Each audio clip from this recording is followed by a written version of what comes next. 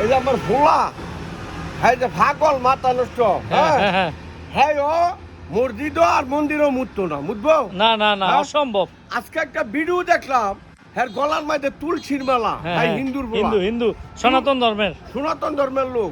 তুলসীর মালা যার গলার ভিতরে থাকে হ্যাঁ ভালো একজন পণ্ডিত হ্যাঁ অনেক কিছু বুঝে হ্যাঁ বুঝার লোক হইয়া কিভাবে মসজিদে মুতলো এটা বিচার চাই আর আমগো মুসলমানের সবাই এক হইয়া এটার দিকে একটু দৃষ্টি দেন আপনারা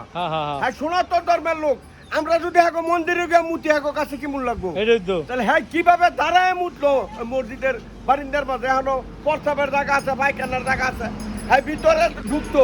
হ্যাঁ হিন্দু বৌদ্ধ মুসলিম খ্রিস্টান যা কিছু আছে সবাই মসজিদে গিয়া প্রস্তাব করার পায়খানা করার অধিকার আছে হ্যাঁ যাইতে না করে হ্যাঁ গেলে হ্যাঁ মাল লইলে কেনা মারার তো কাউ কিছু না তাই গেল না গেলে হ্যাঁ ইচ্ছা করে এটা এই মসজিদের ভিতরে মসজিদের ইয়ার অপমান করছে এটা মুসলমানের